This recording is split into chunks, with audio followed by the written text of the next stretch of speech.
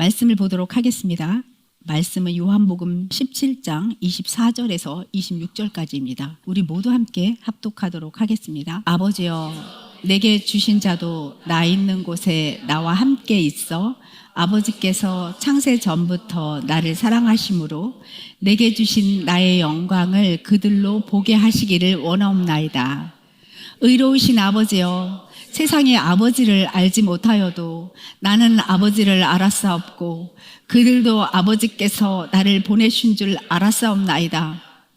내가 아버지의 이름을 그들에게 알게 하였고 또 알게 하리니 이는 나를 사랑하신 사랑이 그들 안에 있고 나도 그들 안에 있게 하려 함이니이다. 아멘. 오늘의 말씀의 제목은 창세전의 사랑으로 정복되는 땅 헤브론입니다. 지난주에 우리는 여호수아의 말씀을 통해서 하나님의 자녀 갈렙이 헤브론 땅을 얻게 되는 장면을 보았습니다. 여러분 기억하시죠? 그리고 갈렙의 딸 악사가 내 아버지의 것을 유업으로 구하는 태도도 보았습니다. 악사가 아버지에게 윗샘물도 주세요, 아랫샘물도 주세요 하는 그 태도는 이런 태도였죠. 당연하지 않습니까 아버지? 아버지 것이 내 것이온데. 이런 태도로 악사는 갈렙에게 윗선물도 주세요, 아랫샘물도 주세요 그렇게 구했습니다. 그것이 요한복음 17장 10절의 말씀을 보는 듯 했습니다. 예수께서 말씀하신 말씀이었는데요, 내 것은 다 아버지의 것이요 아버지의 것은 내 것이라, 이런 말씀이죠. 아버지의 것은 아들의 것이고 이 아들의 것은 성령님을 통해 당신이 내게 준 하나님의 자녀에게 다 주어서 누려지는 것입니다. 아버지의 것은 내 것이고 내 것은 아버지의 것이고 아버지께서 나에게 허락한 그 자녀들에게도 똑같이 흘러가는 것입니다 하고 말했던 예수님의 말씀이 악사를 통해서 이미 예표되어 있었죠. 아버지 것은 내 것이온데 윗샘물도 주시고 아랫샘물도 주세요. 이렇게 샘물을 마음껏 구하는 악사의 모습은 마치 단장한 신부와도 같았습니다. 여러분 아하수에로 왕 아시죠? 그 아하수에로 왕 앞에선 에스더 왕비처럼 정말 품격 있고 아름답고 그리고 담대한 태도였습니다. 악사의 태도를 보면서 저는 에스더 왕비의 태도가 연상되어졌습니다. 그랬겠구나, 똑같았겠구나, 왕자의 태도요, 공주다운 태도요, 왕비의 태도가 이런 거구나. 이 아름다움은 외적인 단정함을 말하는 것이 아니었습니다. 아버지의 사랑을 의심하지 않는 담대함에서 나오는 품격 같은 거였습니다. 악사는 내면에 그 기품 있는 자세로 윗샘물, 아랫샘물 주세요. 그리고 구하고 기쁨으로 받았습니다. 우리는 하나님 아버지의 자녀입니다. 하나님 나라의 백성입니다. 하나님 아버지가 나의 친아버지고 그 아들을 우리에게 보내셨고 생명을 주셨고 우리를 죽음과 부활해서 완전히 영원한 생명으로 옮기신 분이라면 그 분이 우리에게 무엇을 주시지 않겠습니까? 우리가 성령 안에서 그 인도하심대로만 살고 있다면, 그 하나님이 주신 내일 위에 가고 있다면 성령님께서 우리에게 무엇을 주시지 않겠습니까? 그분이 우리를 통해 나타나고 싶은 그 모든 것들을, 준비하신 것들을 마음껏 구하는 대로 주실 것입니다. 그래서 악사는 그것을 기쁨으로 받은 겁니다. 우리가 주님 앞에 기도와 간구로 나아갈 때 바로 이런 태도여야 되는 거죠. 쩔쩔매는 태도가 아니라 거룩함으로 단장한 신부의 모습. 사탄이 나에게 뿌려놨던 모든 더러운 것들을 거절하고 그것을 십자가에 못 박아 나의 통로가 깨끗하게 된 그 거룩하고 단장된 신부의 모습이 나의 모습이 되어야 되는 거죠. 에스더 왕비가 그러했습니다. 에스더는 삼촌 모르드게에게 이런 말을 듣습니다. 네가 왕비가 되었다고 죽게 된 너의 동족 백성을 모른 척할 것이냐? 이 삼촌 모르드게의 말 앞에서 그녀는 놀라거나 방어적으로 반응하지 않았습니다. 모르드게 삼촌은 이렇게 말하죠. 네가 나서지 않더라도, 도와주지 않더라도 하나님은 백성들을 살릴 다른 길을 찾으실 거야. 하나님은 그들을 살리신다. 그러나 나는 내가 나서주기를 바란다. 이 거친 말 앞에서 에스더는 담담히 자기 자신을 정리합니다. 그 시대에 왕의 부르심 없이 왕 앞에 나가면 죽을 수도 있었습니다. 왕비라 할지라도 왕이 불러야 나갈 수 있었습니다. 그녀는 자기를 정리하고 3일 금식을 하죠. 그리고 나서 왕 앞에 나아갑니다. 이 에스더의 금식은 하나님의 마음을 사기 위한, 하나님의 마음을 움직이기 위한 어떤 조건적인 금식이 아니었고요. 자기의 의와 두려움을 내려놓는 과정이었습니다. 자신을 하나님의 뜻에 정렬하는 시간이었습니다. 자기를 부인하고 자기 십자가를 지는 너무 아름다운 시간이었습니다. 그녀는 이렇게 말하죠. 죽으면 죽겠습니다. 죽어도 좋습니다. 이렇게 고백했고, 근데 그 고백은 절망이 아니었고 정말 자기를 부인하고 자기 십자가를 지는 가장 아름다운 순종의 고백이었던 것입니다. 그래서 죽으면 죽으리라가 처절한 게 아니고요. 품격이 있고요. 기품이 있었던 겁니다. 자기를 부인하고 자기 십자가를 지는 것이 여러분들 처절하게 느껴지십니까? 아니요. 자기를 부인하고 자기 십자가를 지는요, 고결한 거예요. 내가 여태까지 했던 것을 끊고 여태까지 안 했던 것을 하는 것은 엄청 고결하고 품격 있고 하나님의 가풍에 맞는 놀라운 아름다운 그 안으로 들어가는 풍요로움이에요. 여러분, 자기를 부인하고 자기 십자가를 지는 것이 찌질하게 보입니까? 내가 뭐 엄청난 것을 버리는 것처럼 보입니까? 그까지 사탄의 쓰레기를 내가 버리는 것이 그렇게 억울하십니까? 아닙니다. 자기를 부인하고 자기 십자가를 지는 것은요, 엄청난 차원으로 올라가는 문입니다. 마치 천민이 귀족되는 것 같은 놀라운 신분 상승입니다. 이 모습, 이 에스더의 모습은 갈렙의 딸 악사가 아버지 앞에서 기도와 간구로 나아가는 것과 똑같습니다. 아버지, 윗샘물도 제게 주세요. 아랫샘물도 제게 주세요 하는 태도도 그런 태도였습니다. 담대하고 품격 있고 가풍에 맞는 사랑스럽기까지 한 그런 모습이었던 거죠. 우리가 자기를 부인하고 자기 십자가를 지는 것이 하나님이 보시기에는 얼마나 사랑스럽겠습니까? 그 의지로 결단하고 나아가는 그 태도가 얼마나 이쁘겠습니까? 그래서 눈에 넣어도 안 아프다고. 우리도 육체의 자녀들을 그렇게 말을 하는데 하나님은 얼마나 그러하시겠습니까? 우리는 나를 주장하지 않고 이미 주어진 사랑을 신뢰하면서 담대히 나아가는 하나님의 자녀의 태도를 가져야 합니다. 하나님의 자녀는요, 무엇을 얻기 위해 기도의 자리로 나아가는 사람들이 아니고요. 이미 받은 사랑을 믿고 이미 내게 주어진 사랑을 믿고 담대히 나아가는 사람인 것입니다. 할렐루야. 악사의 이야기, 또 에스더 왕비의 모습, 우리의 모습이 이렇게 오버랩 되십니까? 우리도 그렇게 에스더 왕비처럼 악사의 모습처럼 그렇게 품격 있고 하나님 그 가풍에 맞는 모습으로 그렇게 살고 싶지 않으십니까? 하나님 앞에서 기도하는 거 품이 있어. 자기를 부인하고 자기 십자가를 지는 거 너무 아름다워. 해야지. 해야겠다. 아름다운 그런 모습 가져야 되겠다. 막 이러면서 그들의 모습이 막 오버랩 되면서요. 너무 행복했습니다. 지난주에 우리 갈렙 이야기 들었잖아요. 갈렙이 구한 그 땅이요. 헤브론 땅. 결코 그것이 평범한 땅이 아니었던 것을 우리는 알아야 합니다. 어떤 땅이었냐? 이 땅에는 아주 깊은 하나님의 이야기가 새겨져 있었어요. 이 땅은 매우 특별합니다. 온 인류의 믿음의 조상 아브라함을 여러분들이 아실 거예요. 이 아브라함이 약속으로만 받지 않고 값까지 치러서 소유권을 분명히 받은 유일한 땅이에요. 아브라함이 믿음으로 받은 약속의 땅, 가나안 땅 가운데 직접 값을 치르고 산 땅은 오직 헤브론 뿔입니다. 헤브론 땅은요, 약속만 붙든 땅이 아니고요, 믿음으로 취한 최초의 기업이었습니다. 왜냐? 아브라함의 아내 사라가 죽었습니다. 사라를 장사 지으려고 땅이 필요했어요. 굴이 필요했습니다. 이 헤브론 땅에 막벨라라는 그 굴이 있었습니다. 이 굴을 은 400세겔에 아브라함이 삽니다. 이방인들로부터요. 이 사라의 죽음과 장사는 단순한 사람의 죽음, 이별의 사건이 아니고요. 그것은 약속의 땅 가나안에서 부활의 소망을 땅에 심은 사건이었어요. 헤브론은 죽음으로 끝나는 자리가 아니었고요. 부활의 소망이 처음으로 땅에 심겨진 자리가 되었습니다. 아브라함이 그 헤브론의 땅을 돈 주고 샀다고요. 값을 치른 겁니다. 이 땅이 얼마나 중요한지요. 사탄도 그곳에 가장 크고 강한 자들, 아낙 자손을 두었습니다. 아브라함이 산 땅, 값을 치르고 산 땅, 그 땅을 사탄도 알아차렸습니다. 그 땅에 가장 큰 아낙 자손, 거대한 거인들을 살게 했습니다. 이 헤브론 땅은 영적 기업의 핵심 자리였음이 완전하게 드러나는 말씀입니다. 여러분, 이 헤브론 땅 우리의 심중이었습니다. 우리의 심중에 사탄은 아주 악한 것들을 많이 심어놨죠. 사탄의 생각들이 엄청 심겨져 있습니다. 영적인 땅, 헤브론 땅, 우리가 지배받았던 사탄이 통치했던 나의 심중, 나의 마음이었습니다.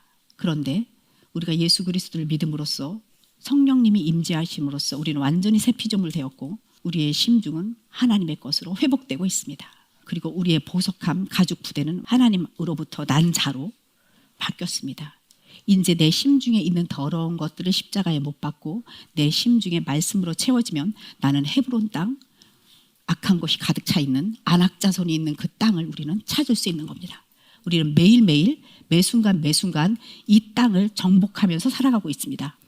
너무 재밌지 않으세요? 그런데 여기에 놀라운 일이 일어납니다. 어떤 땅이냐? 이 중요한 땅 헤브론에 이방 출신 갈렙이 들어옵니다. 여러분, 갈렙이 유대인인 줄 알았죠? 아닙니다. 이 장면은 갈렙이 용맹했어. 이 사람 용맹한 사람이야. 이 사람 용사야. 이런 말을 하는 게 아니에요. 이 사람이 용맹함으로 믿음이 있음으로 헤브론 땅을 차지했어. 이거보다는 유대인뿐 아니라 이방 전 민족을 향해 복음의 방향을 보여주는 예표가 되었습니다. 훗날 하나님께서 바울을 통해서 이방 민족에게 복음을 전하게 하신 그 경륜과 섭리 안에서 사실 이미 이 모든 것들은 헤브론에서부터 시작되고 있었던 겁니다. 이 땅은 애초부터 모든 민족에게 열려있는 구원의 문이었습니다. 사도 바울은 로마서 4장 11절에서 이렇게 말합니다. 아브라함이 믿음으로 의롭다 하심을 받았으니 그는 할례 받은 자만의 조상이 아니다. 믿음을 따르는 모든 자의 조상이다. 할렐루야. 이 말씀은 너무 분명합니다. 아브라함은 할례 받기 이전에 믿음으로 의롭다 하심을 받았습니다. 그래서 그는 혈통이나 의식을 넘어서 믿음으로 따르는 모든 자의 조상이 된 것입니다. 할렐루야. 여러분, 할례가 뭐예요? 할례는 생식기관, 곧 생명의 근원이 되는 곳에 살을 베고 피를 흘리는 그 표정을 통해서 생명은 피에 있고 피 흘림 없이는 죄사함이 없다라는 언약의 원리를 보여주는 의식이었습니다. 할례는 구원을 이루는 행위가 아니라 장차 오실 보혈을 가르치는 그림자였습니다. 예수 그리스도의 피를 가르치는 상징이 되었습니다. 이 관점에서 볼 때 갈렙의 삶은 분명히 복음의 증거입니다. 사마리아 땅 끝까지 복음이 전해지는 놀라운 복음의 증거입니다. 그래서 우리에게까지 복음이 임했습니다. 이 하나님 나라의 복음, 영원한 생명의 복음이 우리에게 임한 것입니다. 할렐루야. 이렇게 하나님의 이야기를요, 그리스도 안에서 마음의 눈을 열어서 읽어보면 아브라함의 이야기도 갈렙의 이야기도 이스라엘의 이야기도 모두 나의 이야기가 됩니다. 아, 내 얘기 하시는 거구나. 이것은 다 내 얘기구나. 이렇게 아브라함에게 시작되어서 갈렙을 지나서 그리스도 안에서 완성되고 오늘 우리에게까지 이어진 이 복음의 이야기가 얼마나 재밌습니까? 말씀을 읽고 묵상할 때 깜짝깜짝 놀라는 것은 마음의 눈을 열어 주님을 바라보니 지혜와 계시의 영으로 조금씩 조금 더 알게 되네. 너무 재밌습니다. 그래서 말씀이 꿀과 같습니다. 여러분, 우리 공동체에서 우리가 이렇게 손을 잡고 기도했고 찬양도 했습니다.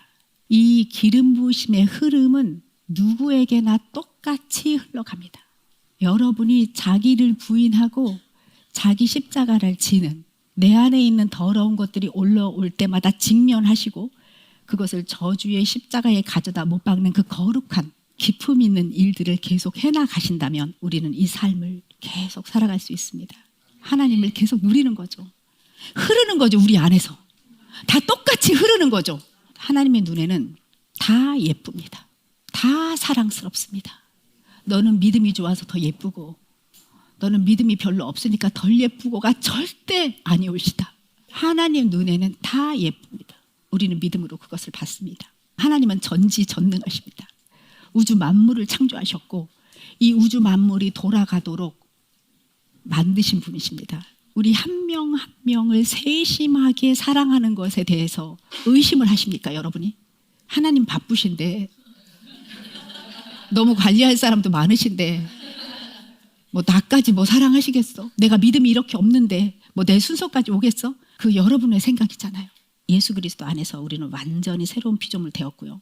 우리의 정체성은 분명한 겁니다. 우리는 하나님 아버지의 자녀고 예수 그리스도의 형제요. 성령 하나님께서 우리 안에 거하시면서 이미 이루어진 하나님 나라를 우린 누리는 자들입니다. 이것이 나의 정체성이죠. 그래서 예수님께서는 이렇게 말씀하십니다. 그날에는 성령님께서 우리 안에 임하신 그날에는 내가 아버지 안에 너희가 내 안에 내가 너희 안에 있는 것을 너희가 알리라.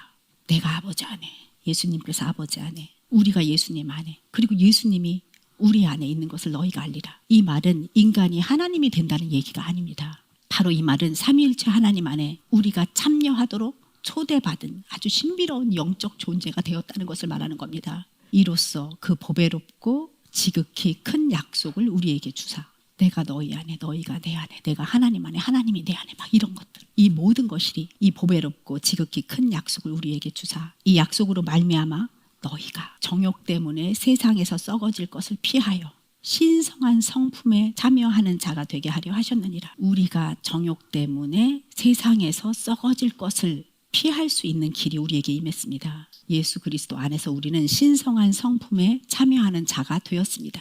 100번, 1000번, 10,000번을 이야기해도 자기 부일이라는 겉사람이 주인 노릇했던 그 삶을 내려놓고 사탄이 우리에게 짊어지게 한 그 무거운 짐, 세상을 따르면서 생긴 모든 짐들을 다 버리는 것이 바로 우리가 정욕 때문에 세상에서 썩어질 것을 피하는 길이라는 것입니다. 이것이 바로 신성한 성품에 참여하는 자가 되는 길이기도 합니다.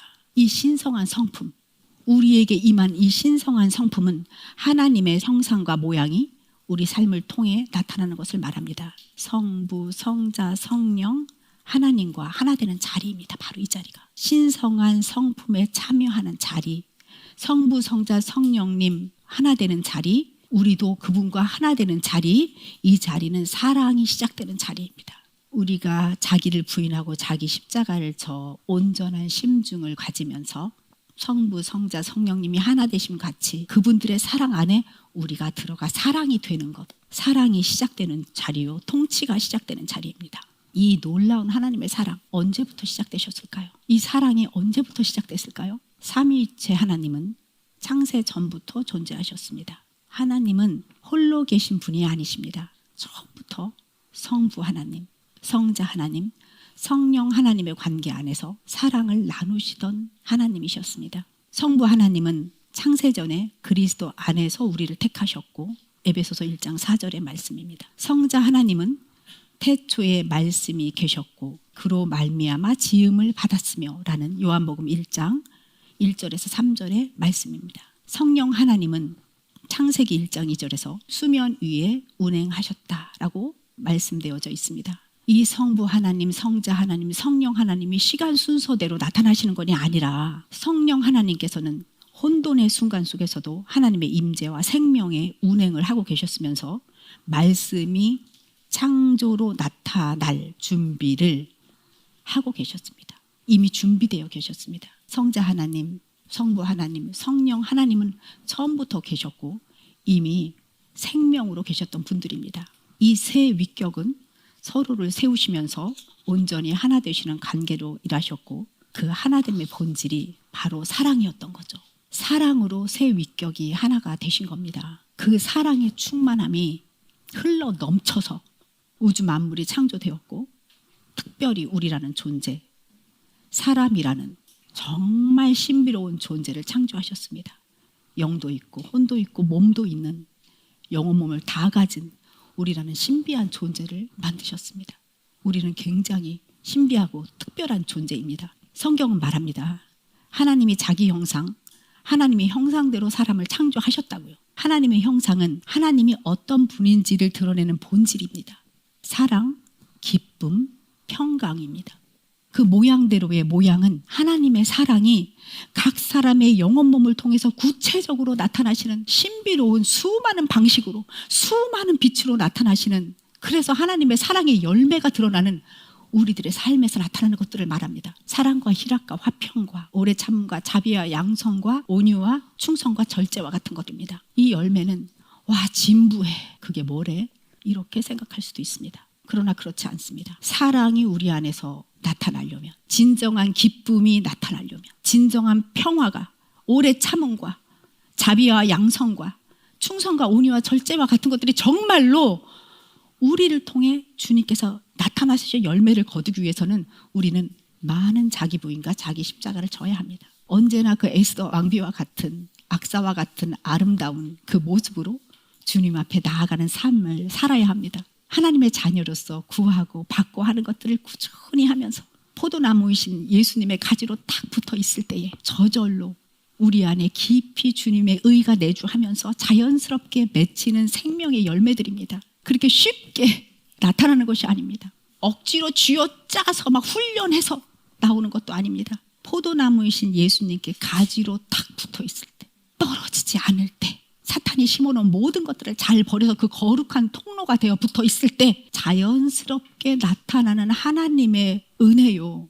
하나님의 사랑인 것입니다. 쉽게 생각하시기 바랍니다. 이미 우리는 예수 그리스도를 믿음으로 성령님이 임하셨을 때 하나님 나라가 임했습니다. 내 심중, 하나님의 보석, 말씀을 담을 수 있는, 보이지 않는 세계를 바꿀 수 있는 그 말씀을 담을 수 있는 심중은 이미 가죽부대는 변했습니다. 우리의 정체성을 정확하게 아시면 어떻게 말을 해도 어려운 것이 아닙니다. 우리에게 주신 그 자유의지로 우리는 선택해 나아가는 것입니다. 이것을 선택할 것인가? 육의 생각을 따를 것인가?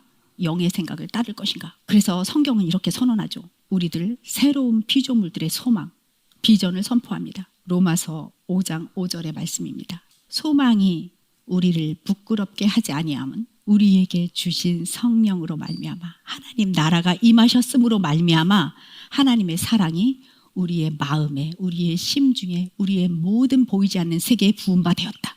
우리의 소망과 비전은 사람의 생각에서 시작된 것이 아닙니다. 새로운 피조물인 우리가 갖고 있는 소망과 비전은 하나님으로부터 온 것입니다. 하나님께 뿌리를 둔 하나님의 사랑으로부터 그 소망이 나왔기 때문에 상황이 변해도 내 현실이 엉망진창이 되어도 우리의 심중이 흔들리지 않는 것이 맞습니다. 하나님으로부터 온 소망은 어떤 경우에도 우리를 부끄럽게 만들지 않습니다. 예를 들어보겠습니다. 내가 삶에서 어떤 길을 가고 있습니다. 지금. 그런데 멈추는 순간이 생겼습니다. 상황은 변한 것이지만 하나님으로부터 온 소망, 비전은 하나님께서 우리들을 통해 이루시고자 하는 것은 변한 것이 아닙니다. 그 멈춤은 실패한 것처럼 보이는 것처럼 보이지만 지나가는 과정일 뿐입니다. 잘 생각해 보세요. 멈춰졌어요. 어떤 변화가 일어났어요. 이것은 우리가 새로운 피조물 안에서 살았었어요. 결핍에서 일어난 것도 아니고 내가 결핍에서 비롯해서 그것을 선택한 것도 아니고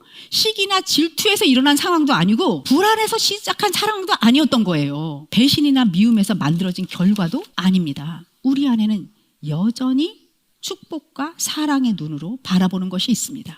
그런데요, 이렇게 다시 말할 수도 있습니다. 우리는 여전히 축복과 사랑 안에 있다고요. 하나님의. 다만 하나님께서 우리의 마음의 눈을 더 넓히셔서 이전에는 보이지 않았던 것이 보이는 바로 그때 가던 길을 새롭게 보게 하시는 과정일 수 있습니다. 따라서 하나님께 뿌리를 둔 이 소망은 어떤 멈춤 속에서, 어떤 변화 속에서 흔들리지 않으며 그 멈춤조차 하나님의 인도하심에 있는 그런 과정이라는 것입니다. 여러분 삶에서 환란처럼 보이는 길이 나타났습니까? 뭔가 멈춰진 것 같은 길이 나타났습니까? 이거 내가 선택하지 않은 길이야. 내 뜻이 아니라고. 이렇게 말할 수 없는 이유가 있습니다. 여러분, 지금 이 자리까지 이르기까지 주님과 하나 되어 선택해 왔던 수많은 순간들이 오늘까지 왔습니다. 특별히 우리처럼 자기를 부인하고 자기 십자가를 지는 삶을 살아온 사람들에게는 상황이 변한 이 변화는 충동이나 결핍에서 나온 선택의 결과가 아니라 주님과 동행하며 내려놓고 순종해왔던 그 선택들이 열매로 나타나는 너무 많은 과정들이 있었습니다. 우리들은 예수님의 말씀을 심중에 심고 살아가는 자들 아닙니까? 이런 사람들에게 변화가 일어났다는 것은요, 하나님의 인도하심 가운데 있는 겁니다. 우리가 새로운 피조물로 자기 부인 자기 십자가를 하고 있다면 일어나는 모든 상황은 지금 현재 이 순간 주님 안에 있는 것입니다. 사람이 마음으로 자기의 길을 계획할지라도 그의 걸음을 인도하시는 분은 하나님이시다 하는 잠언 말씀 있죠. 우리가 이 말씀을 들으면서 이런 생각을 했었습니다. 그래, 네 마음대로 계획해봐. 어차피 하나님이 마음대로 하실 거야. 이런 이상한 부정적인 말씀으로도 우리가 생각한 적이 있었습니다. 사람이 마음으로 자기 길을 계획할지라도 그의 걸음을 인도하시는 이는 여호와시니라. 이게 뭐 이쁘게 들려요? 그래, 내 뜻대로 계획해봤자 하나님이 어차피 다 바꾸실 거야. 이러면서 부정적인 말씀으로 받아들이잖아요. 그런데 그렇지 않아요. 부정적으로 적용했던 잠언의 말씀이 긍정적으로 풀어지기 시작을 하는 거죠. 어떤 경우에도 하나님의 사랑으로 그 길을 인도하시는 주님. 어떨 때는 주님께서 이렇게 같이 인도하셨다가 하나님께서 길을 바꾸시는 주님. 이 길도 주님의 인도하심이었고 이 길도 주님의 인도하심이야. 우리가 주님 안에 있다면. 내가 주님 밖에 있다면 이게 적용되지 않죠. 그런데 우리가 주님 안에 살아요. 자기 부인 자기 십자가 하면서 살았어요. 그런데 이 길로 가시다가 갑자기 멈춰. 이 길로 가. 혼돈이야. 이때 우리가 와, 역시 내가 계획한 거였나? 이렇게 생각하지 말라는 것입니다. 이 정도의 신뢰도 없이 우리가 하나님의 사랑을 받을 수 있는 하나님의 사랑의 자녀겠습니까? 그러면 베드로가 바다 위를 걸어갔을 때 폭풍을 보면서 그냥 물에 빠졌었잖아요. 맨날 그 꼴로 살아야 되겠습니까? 그렇지 않습니다. 우리는 주님을 신뢰합니다. 주님의 사랑을 신뢰합니다. 우리는 영원한 생명의 그 복음을 잡고 가는 자들입니다. 할렐루야. 그래서 우리의 걸음을 인도하시는 분은 여호와다. 이렇게 믿음으로 받는 자들에게는 멈춤은 실패가 아니고 하나님의 비전이 더 깊어지는 과정이라는 거죠. 하나님과 동행하며 선택해온 삶이 새로운 국면으로 들어가는 하나님의 인도하심이라는 거죠. 하나님으로부터 왔던 소망과 비전은 결국 우리를 부끄럽게 하지 않습니다. 수치스럽게 하지 않습니다. 그러나요, 여러분, 만일 자기를 부인하지 못했던 지난 삶 속에서 우리가 선택했던 그 결과로 지금의 상황이 나타났다고 칩시다. 그러면 요때는 절망해야 될 것 같습니까? 아, 요거는 좀 아니지. 내가 자기를 부인하고 자기 십자가를 못 져서 이 결과가 나타났어. 그런데 지금은 내가 자기 십자가를 지고 자기 부인할 줄 아네? 나는 새로운 피조물이라는 걸 알고 있네? 하고 바뀌어져 있는 요 상태. 전에 그렇게 못 살았어. 지금은 그렇게 살아. 전에 하나님을 따르지 못한 상태에서 만들어졌던 수많은 결과들이 지금 나한테 막 오네? 이때 주님은 우리를 어떻게 하시겠습니까? 주님이 이렇게 말씀하십니다. 요엘서 2장 25절입니다. 내가 전에 너희에게 보낸 큰 군대 곧 메뚜기와 황충과 느치와 파충이가 먹은 해를 다시 너희에게 갚아주겠다. 이 말씀의 핵심은 재앙이 아닙니다. 회복의 선포입니다. 파충이와 황충이 먹어치운 시간, 나의 잘못된 선택으로 인해서 사탄의 통치 안에서 지배받았던 그 시간들, 그 모든 기회 놓침, 관계 깨짐, 소명 없어짐, 삶이 썩어진 열매들로 나타났던 그 시간들, 너 이제 돌아왔잖아. 너 이제 나에게 돌아왔잖아. 내 안에서 살잖아. 그래서 주님 말씀하시는 거예요. 내가 갚아주겠다. 회복은 내가 한다. 너희들이 노력하는 것이 아니라 너희들이 자기 부인과 자기 십자가를 진다면 하나님의 주권적 은혜적 회복이 잃어버린 것처럼 보이는 시간조차 하나님 안에서는 완전히 회복의 재료가 되는 겁니다. 능치 못하심이 없는 하나님을 찬양합니다. 아멘. 황충이와 파충은 정말 재앙이 아닌 거죠. 조금씩 철저히 야금야금 삼켜버린 시간들이었습니다. 옷이 좀 먹는다고 하잖아요. 우리가 사탄한테 내어준 그 많은 시간들, 세상에 빠졌던 많은 중독들, 그게 황충이와 파충이처럼 야금야금 철저히 사탄의 계략이죠. 한꺼번에 확 먹지 않는다는 거예요. 조금 야금야금 삼켜버린 모든 시간과 관계와 기회와 모든 것들입니다. 우리 삶에 그런 시간 있었습니다. 인정합니다. 열심히 살았는데 남는 것이 없는 것 같고, 뭘 내가 잘한 것 같은데 멈춰버린 것 같은 시간, 내가 내 의로 사랑하며 살아왔는데 다 떠나고 비워진 것 같고 허무하게 느껴지는 시간 분명히 있었습니다. 그러나 주님은 말씀하십니다. 내게로 돌아왔잖아. 너희 내 안에 있잖아. 그 모든 해를 내가 갚아주겠다. 하나님은 우리가 잃어버린 시간을 수치로 부끄러움으로 기억하지 않게 하십니다. 예수 그리스도 안에서 사랑으로 덮으셨습니다. 완전히 사랑으로 우리를 생명 가운데 두셨습니다. 그래서 주님은 그 모든 잃어버린 시간을 사랑으로 바꾸시고 회복하시는 분이십니다. 이런 주님의 사랑 믿으십니까? 믿음으로 들어오십니까? 심중에 심기십니까? 아멘. 그래서 그 회복의 순간에 요한복음 17장 24절에서 26절이 지금 선포되는 거예요. 우리가 지금 돌아왔어요. 하나님 안에 있습니다. 그때 예수님이 아버지여 내게 주신 자도 내 있는 곳에 나와 함께 있어서 아버지께서 창세 전부터 나를 사랑하심으로 내게 주신 나의 영광을 그들로 보게 하시기를 원합니다. 예수 그리스도께서 하나님으로부터 받은 그 엄청나고 신비한 사랑을 우리가 봤으면 좋겠대요. 그것을 하나님께 간청하는 중입니다. 이런 우리가요, 하나님과 형상과 모양을 닮아가는 것이 저절로 되지 않겠습니까?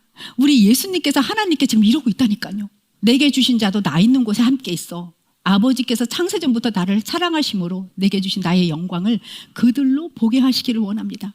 우리도 예수님처럼 하나님의 사랑을 받고 하나님의 사랑의 영광을 그대로 볼 수 있도록 그렇게 하시기를 원한다는 거예요. 하나님의 형상과 모양으로 닮아감이 삶에서 정확하게 나타나는 필연이 되는 겁니다. 예수 그리스도의 이름으로 선포합니다.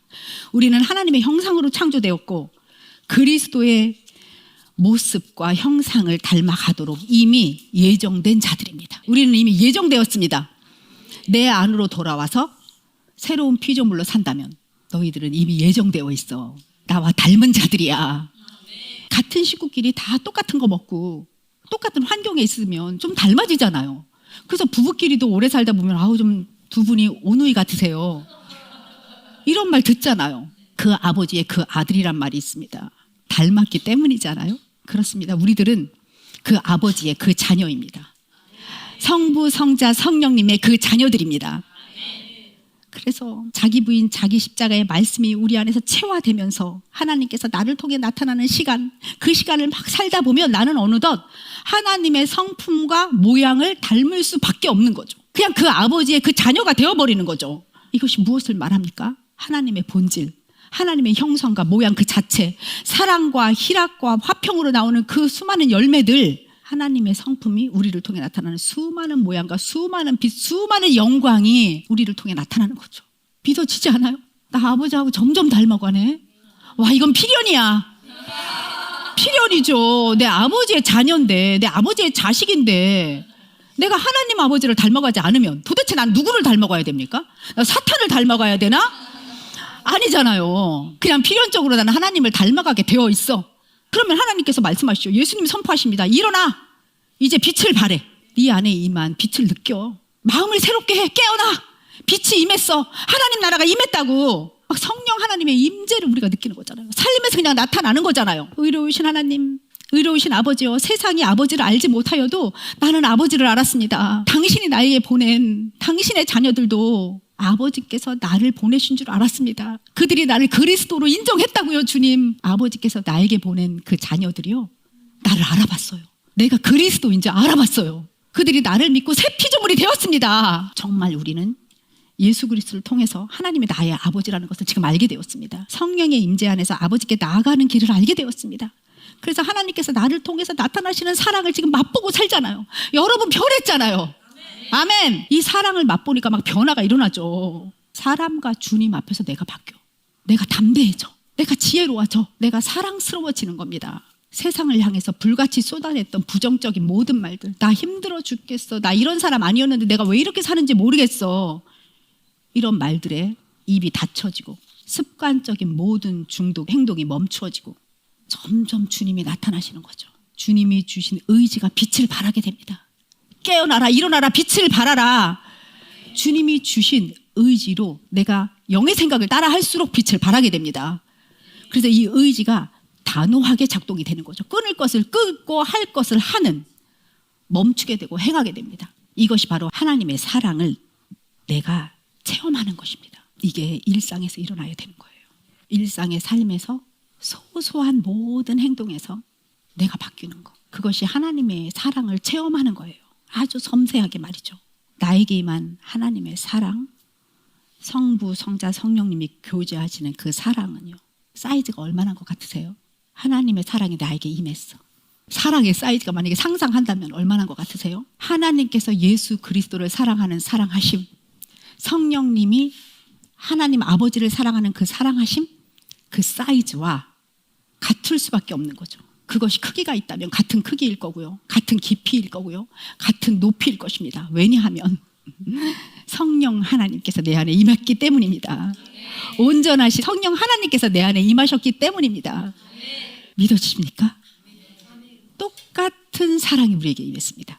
그런데요, 우리는 그 위대한 사랑을 알지 못하고 산 세월이 너무너무 길고요, 잘 깨달아지지도 않았습니다. 그 사랑, 기껏해야 사람과 사람 관계의 사랑 정도만, 그만해도 나는 벅차, 그 정도로만 이해하면서 살아왔습니다.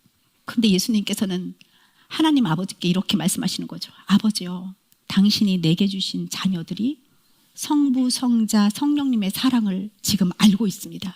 그들이 그 빛을 알았습니다. 그래서 이들이 그 사랑을 삶에서 조금씩 나타내면서 지금 살고 있습니다. 삼위일체 하나님, 이 신성한 사랑으로 계속 예수 그리스도께서는 우리를 초대하고 계십니다. 그런데 어떻게 우리가 하나님 아버지를 닮지 않을 수 있겠습니까? 이렇게 계속 예수 그리스도께서는 하나님 앞에서 우리를 증언하고 계시는데요, 하나님 아버지, 얘네들이 알아요. 빛이 이들에게 임했습니다. 삶에서 나타나고 있습니다. 조금씩 변해가고 있습니다. 어떻게 우리가 하나님 아버지와 붕어빵이 되지 않을 수 있겠습니까? 우리는 닮아갈 수밖에 없습니다. 그래서 하나님께서는 우리를 향해 말씀하십니다. 파충이와 황충이 먹은 해는 너희들에게는 멈추는 시간처럼 보이지만 그렇지 않다. 자기를 부인하지 못한 시간들이 여러분 매우 후회스럽고, 와, 내가 지나간 시간을 너무 낭비했어. 내가 자기 부인, 자기 십자가 모르는 많은 시간들을 버렸구나. 이렇게 생각할 수 있습니다. 저도 그렇게 아주 많이 생각했습니다. 후회를 정말 많이 했습니다. 그런데요, 하나님의 은혜와 사랑을 알고 나니까 그 시간들이요, 그 내가 잘못 살았던 그 시간들이 하나님 안에서는 더 깊은 뿌리를 내리게 한 시간이었어요. 여러분 각자 모르겠어요. 저는 제 인생만 보면요, 아, 나에게 꼭 필요한 시간들이었구나. 이게 아니었으면 난 도저히 깨달을 수가 없었네. 나에게는 필요한 시간이었어. 그래서 후회했던 것을 착 접게 되었습니다. 옛날에는 자기 부인, 자기 십자가를 처음 알고 나서는 입에 달고 살았던 것 같아요. 지나간 시간 너무 아까워. 지나간 시간 너무 후회스러워. 잘못 살았던 거 너무 힘들어. 이런 게 너무 컸거든요. 근데 하나님의 사랑을 진짜 알고 나니까, 아, 그때도 주님은 나를 인도하셨고, 그 시간 때문에 지금 내가 이렇게 깊게 깨닫고 있고, 그 시간이 없었으면 나는 이 자리에 있지도 않았어. 깨달을 수도 없었어. 그래서 환난이 축복이라고 하시는구나. 할렐루야. 그래서 하나님 우리 향해 말씀하시죠. 너 실패자 아니야. 네 시간이 지연되지도 않았어. 너는 내 안에서 준비된 자다. 그 황충이와 그 파충이의 그 시절은, 그 좀 먹던 시절이 너를 준비시킨 거야. 너는 준비된 자야. 사랑하는 성도 여러분, 하나님이 우리를 회복하시는 그 회복은요, 창조시의 원복으로 돌아가는 것이 아닙니다. 이전보다 더 넓은 영원한 복음의 빛으로 나아가는 회복입니다. 그러므로 우리는 오늘 고백하겠습니다. 우리는 하나님의 사랑이 임한 새로운 피조물입니다. 우리는 하나님의 사랑이 흘러가도록 선택된 자녀입니다. 주님의 사랑 안에서 태어난 자들, 우리들입니다. 자, 이제 자기 이름 넣겠습니다. 주님의 사랑 안에서 태어난 자, 나. 자, 자기 이름 넣겠습니다. 김미원입니다. 자기 이름 넣겠습니다. 누구누구? 주님의 사랑 안에서 태어난 자.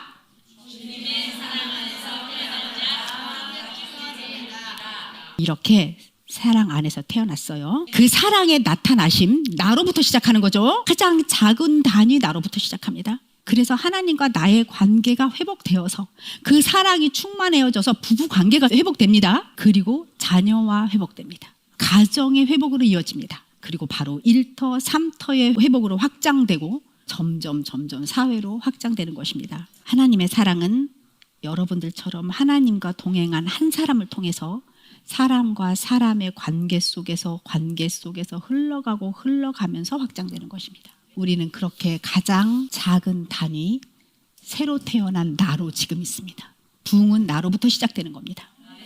내가 변하지 않으면 부흥되지 않습니다. 우리 모두 함께 기도하겠습니다.